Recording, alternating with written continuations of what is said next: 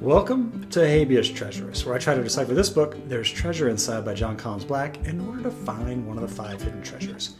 On today's episode, I'm going to continue my breakdown of the Pokemon box and discuss why I think there may be some hidden meaning behind JCB's mother finishing her final bite of sausage and toast. Let's begin!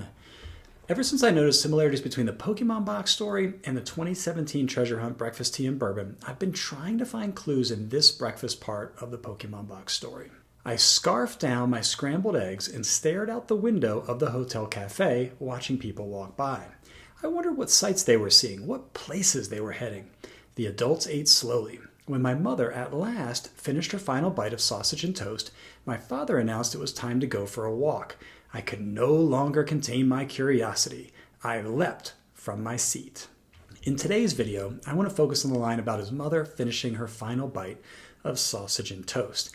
It's definitely an odd line. I think we can all agree that it's extremely unlikely that JCB remembers what his mom had to eat one morning back in the late 1970s. So it's either filler for the story or a clue. Now, personally, I lean towards a clue simply because the phrase final bite of sausage and toast is a bit unusual. For instance, if JCB wasn't trying to insert a potential clue, he could have written this part of the sentence as, when my mother, at last, finished her breakfast. That would have been simpler. So the wording final bite of sausage and toast and the potential connection to breakfast tea and bourbon made me want to analyze this line more closely. To do this, I looked up synonyms for sausage to see if any jumped out at me as clue material. Here's the list of what I found. Link, worst, banger, wiener, frank, and hot dog. I also looked up synonyms for toast. Toast is interesting because it can have multiple meanings. It can mean the toast you eat for breakfast, but it can also mean to heat up or warm something, as in I toast my toes by the fire. And it can also mean to celebrate someone or something by giving a toast. Now, here's where it got really interesting, at least to me. I like the idea that if a sausage is also called a frank, maybe JCB was using this line to direct us to someone famous with the name Frank.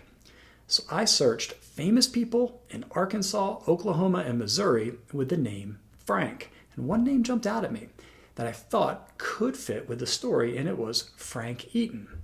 He's also known as Pistol Pete and was the inspiration behind the Pistol Pete mascot at Oklahoma State University. According to the internet, Frank Eaton watched his father get gunned down by vigilantes in 1868 when he was only 8 years old. He vowed revenge, so he started practicing his marksmanship. Then, in total Inigo Montoya fashion, Frank Eaton tracked down and killed all 6 of the men who attacked his father. Okay, now I know what you must be thinking.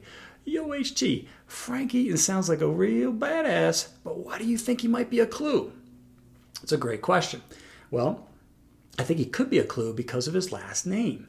If we look at the sentence from the story again, it's possible to rewrite it as, when my mother, at last, had eaten her sausage and toast. So by just using some basic synonyms, you can get Eaton followed by Frank.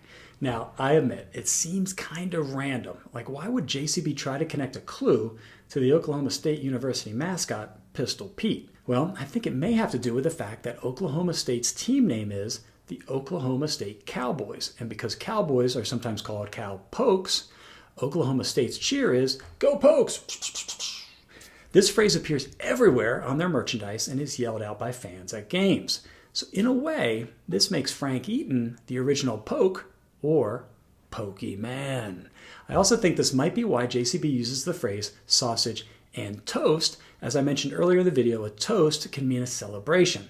So maybe when JCB ends this part of the story by writing, "I leapt out of my seat," he's referring to the OSU fans jumping up yelling, "Go Pokes!" in celebration. Now, this might all be wrong on my part. However, I do like the connection to Pokemon. JCB did name the box after Pokemon, so a wordplay clue based on the pokes makes a bit of sense. Ultimately, I'm not sure what to make of this. If the Frank Eaton clue is correct, then maybe it's a confirmer that the journey to find the Pokemon box will include Oklahoma.